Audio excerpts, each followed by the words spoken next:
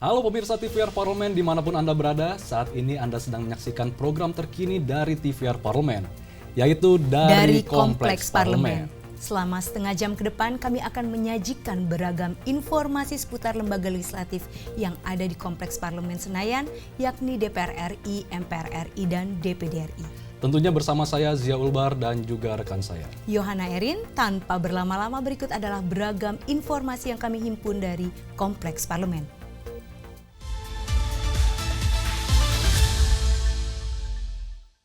Pemirsa, berita pertama datang dari DPR RI yang menjadi tuan rumah event internasional yaitu Parliamentary Union of the OIC Member States atau PUIC ke-19. Konferensi ini dihadiri oleh parlemen negara-negara yang tergabung dalam Organisasi Kerjasama Islam atau OKI. Bertemakan Good Governance and Strong Institution, konferensi Parlemen OKI diselenggarakan di Kompleks Parlemen Senayan pada tanggal 12 hingga 15 Mei lalu. Serangkaian sidang menjadi agenda dalam konferensi PUIC ini. Dan salah satunya adalah forum diskusi anggota-anggota Parlemen Wanita Muslim dari negara anggota OKI. Forum tersebut membahas isu perlindungan perempuan dan anak Palestina yang menjadi korban serangan Israel. Selengkapnya berikut informasi dari Kompleks Parlemen. Dalam forum diskusi anggota Parlemen Wanita Muslim pada konferensi ke-19 Persatuan Parlemen Anggota OKI, sejumlah negara Islam menyepakati dukungan untuk perlindungan khusus perempuan dan anak di Palestina. Anggota Badan Kerjasama Antar Parlemen atau BKSAP DPR RI Eva Monalisa menekankan pentingnya peran perempuan Muslim dalam menyuarakan isu nasib perempuan dan anak di Palestina.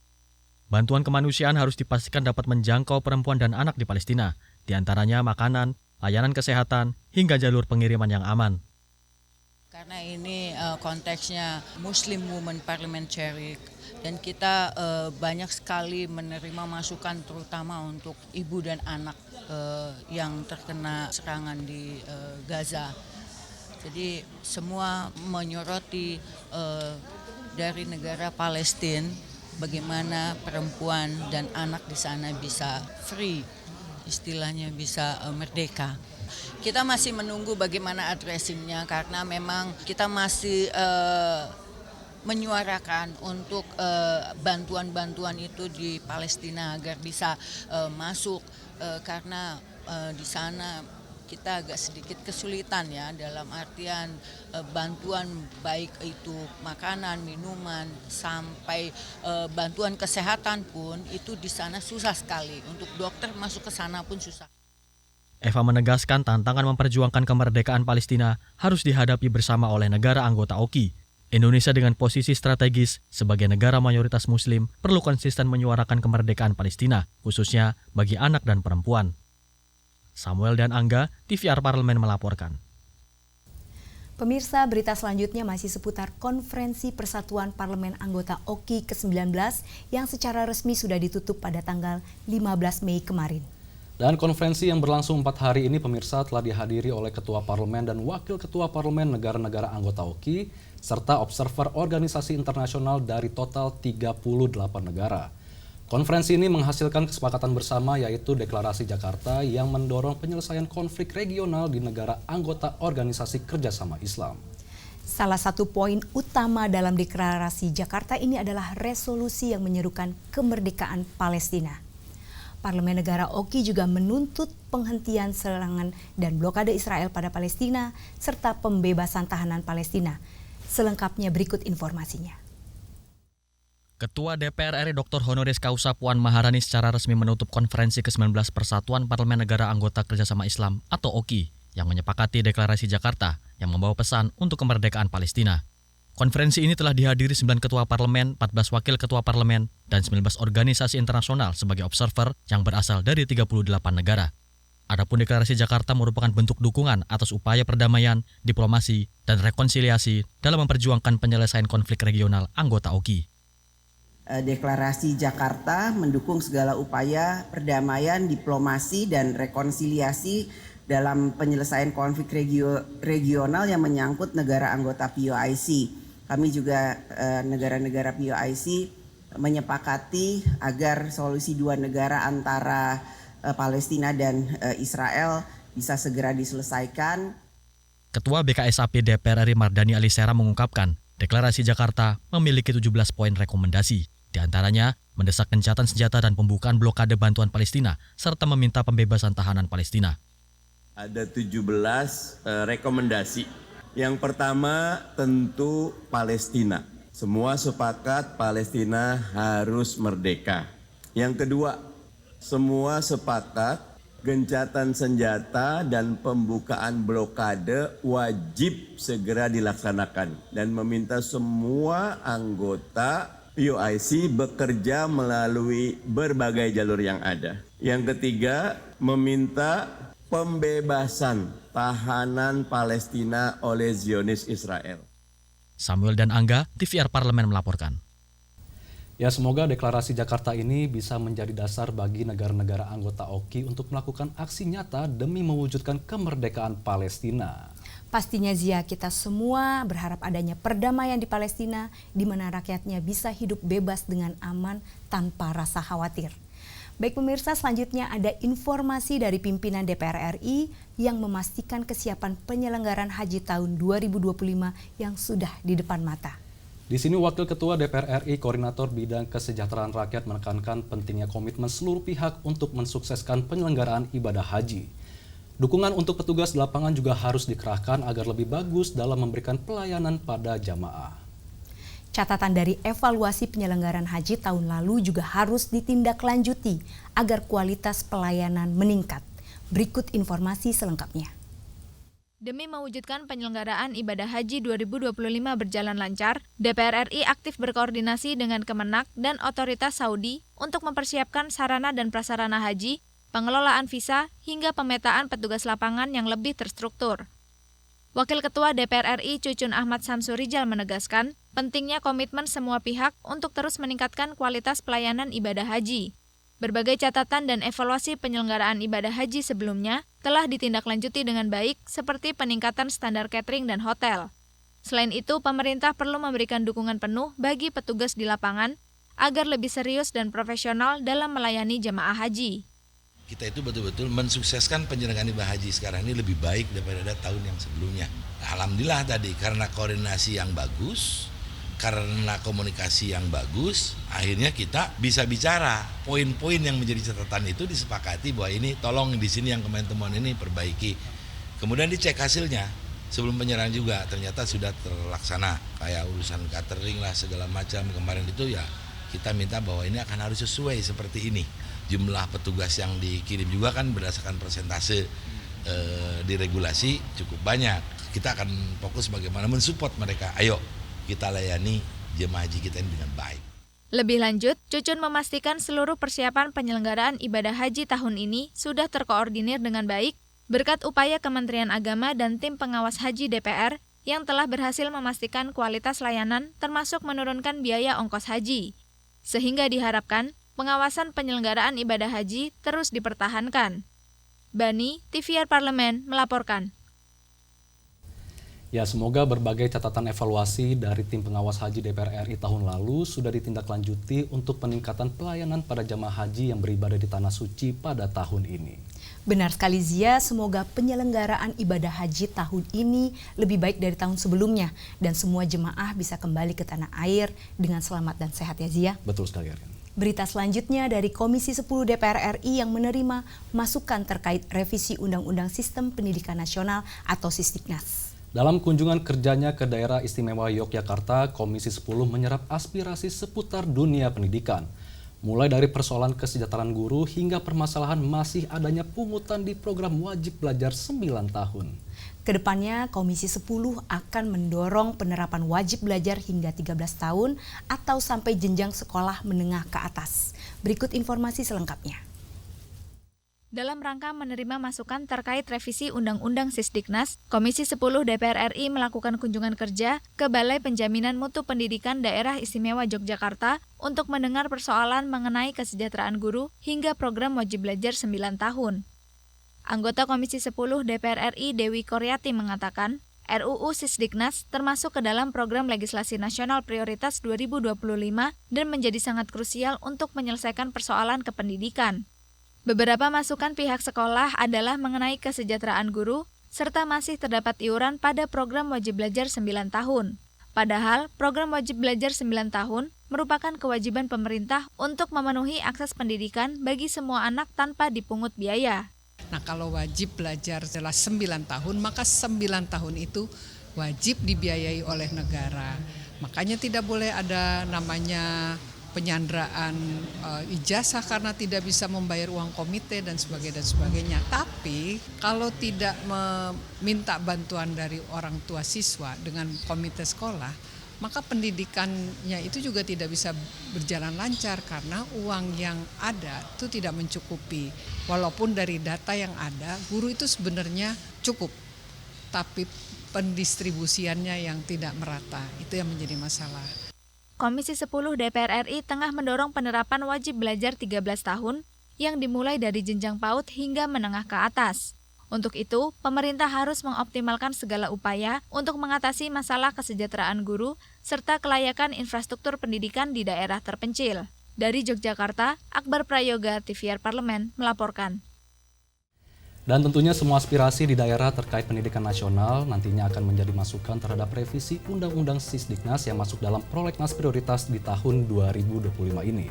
Benar sekali Zia, semoga RUU Sisdiknas yang baru nanti bisa menyelesaikan berbagai persoalan pendidikan dan tentunya menaikkan kualitas mutu pendidikan di seluruh tanah air. Ya benar sekali Erin, karena pendidikan ini salah satu pondasi nih untuk menuju Indonesia Emas di tahun 2045. Dan pemirsa, usai jeda berikut ini akan kami hadirkan informasi seputar Dewan Perwakilan Daerah atau DPD RI. Jangan kemana-mana, tetaplah di TVR Parlemen.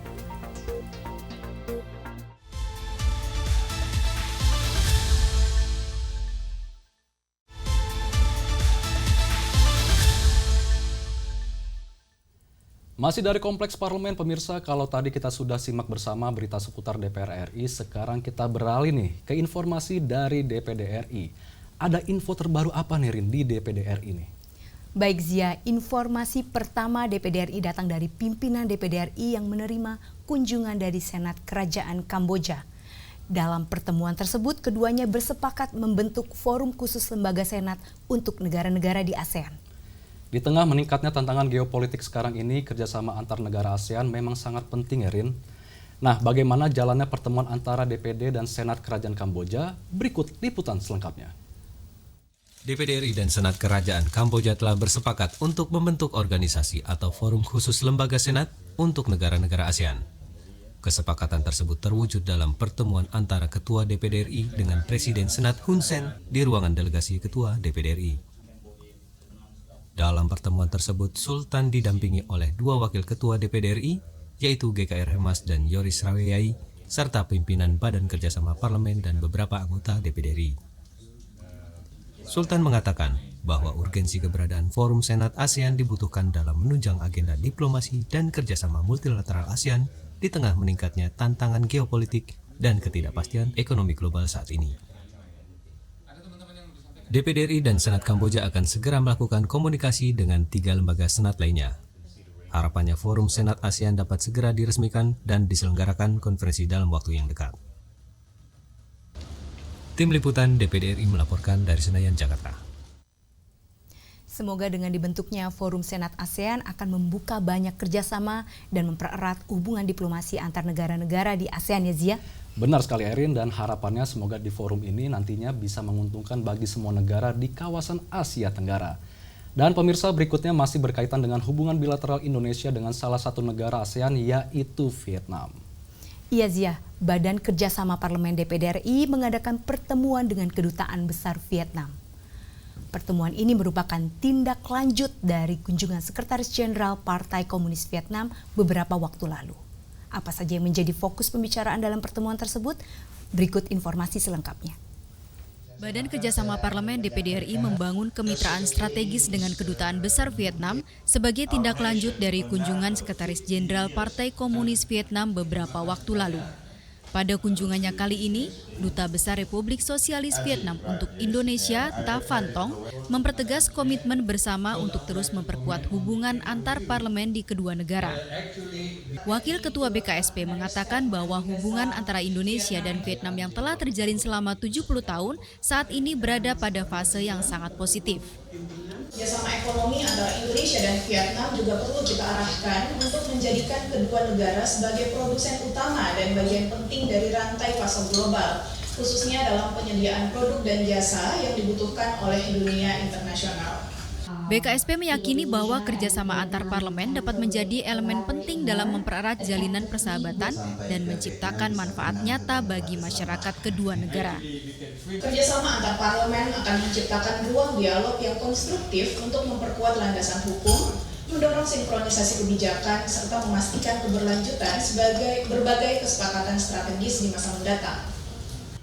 Duta Besar Republik Sosialis Vietnam untuk Indonesia mengharapkan kedua negara saling meningkatkan kerjasama ekonomi dan perdagangan di tengah kondisi dan interupsi karena masalah pasokan global saat ini dan tarif resiprokal baru dari Amerika Serikat. Tim Liputan DPD RI melaporkan dari Senayan, Jakarta. Ya, semoga kerjasama Indonesia dan Vietnam ini dapat memberi manfaat bagi kedua negara yang pada akhirnya akan mensejahterakan seluruh rakyat. Betul sekali Zia, jalinan persahabatan yang dibangun semoga mampu meningkatkan kerjasama bilateral dalam berbagai lini seperti bidang ekonomi perdagangan. Baik, kita beralih ke informasi selanjutnya yaitu berita dari Komite 3 DPD RI yang menggelar rapat dengar pendapat dengan Komite Nasional Keselamatan Transportasi. Dalam rapat tersebut, Komite 3 DPD RI membahas pentingnya revisi Undang-Undang Sistem Jaminan Sosial Nasional, terutama terkait jaminan kecelakaan lalu lintas dan angkutan jalan. Selengkapnya berikut informasi yang kami himpun dari Kompleks Parlemen. Komite 3 DPD RI mengadakan rapat dengar pendapat dengan Komite Nasional Keselamatan Transportasi pada beberapa waktu lalu. Rapat kerja ini membahas mengenai inventarisasi materi penyusunan rancangan Undang-Undang Perubahan atas Undang-Undang Nomor 40 Tahun 2004 tentang Sistem Jaminan Sosial Nasional.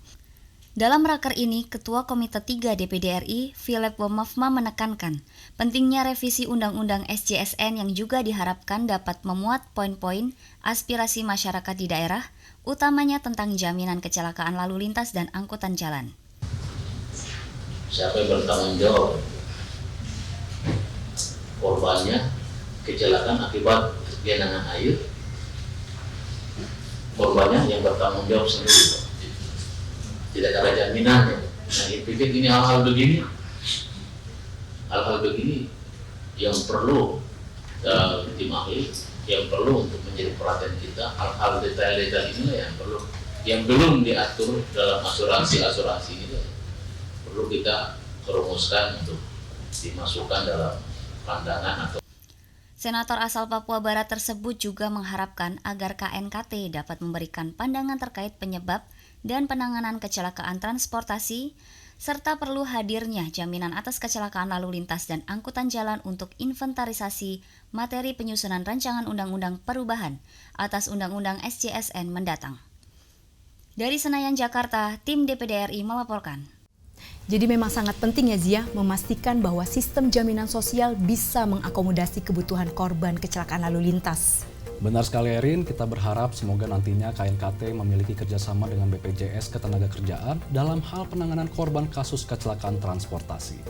Baik pemirsa, usai jeda berikut ini kami akan kembali dengan informasi lainnya seputar Lembaga Parlemen Indonesia. Tetaplah di TVR Parlemen.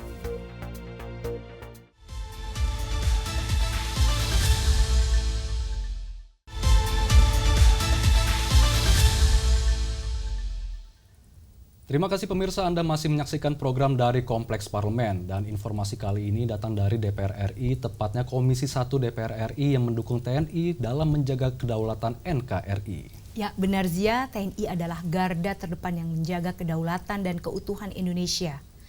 Untuk itu Komisi 1 DPR RI menegaskan komitmennya untuk mendukung dan mengawal TNI dalam memenuhi kebutuhannya.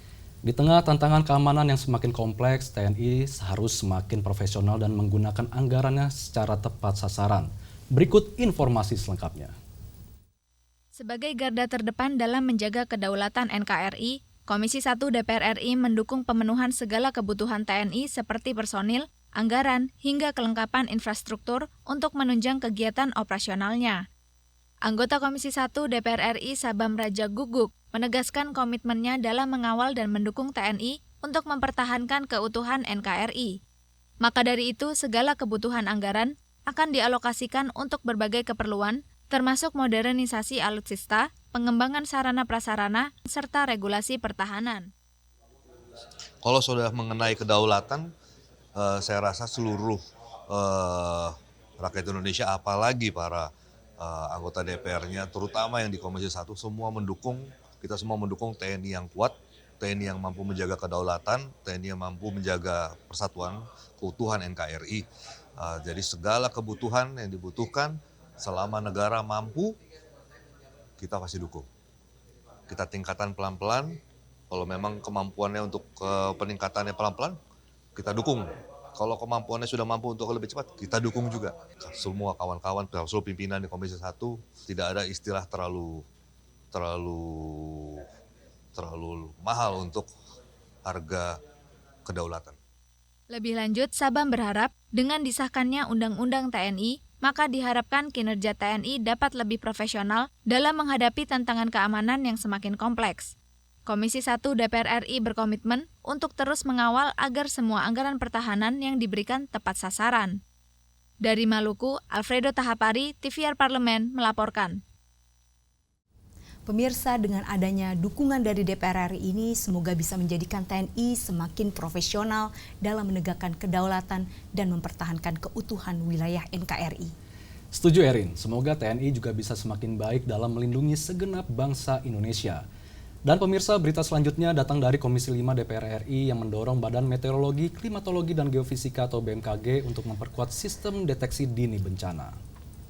Sebagai negara yang memiliki wilayah berisiko tinggi mengalami bencana alam, Indonesia harus terus berbenah dalam upaya mitigasi bencana. Komisi 5 DPR RI mendorong peningkatan sistem deteksi dini bencana beserta alat-alat deteksi bencana. Untuk itu, Komisi 5 juga akan memberikan dukungan berupa penguatan anggaran untuk penguatan sistem dan peralatan deteksi bencana. Selengkapnya berikut informasinya. Sebagai badan yang bertanggung jawab untuk menyajikan informasi terkait perakiraan cuaca hingga peringatan dini bencana di seluruh wilayah Indonesia, Komisi 5 DPR RI mendorong peningkatan infrastruktur, peralatan, dan layanan BMKG yang akan didukung dengan penguatan anggaran. Indonesia merupakan negara rawan bencana karena kondisi geografis yang berada di jalur pertemuan lempeng tektonik. Untuk itu, Ketua Komisi 5 DPR RI Lazarus menyatakan, peralatan BMKG untuk mendeteksi peringatan dini bencana perlu terus ditingkatkan dan terpelihara dengan baik agar selalu terintegrasi dengan sistem command center di kantor pusat BMKG.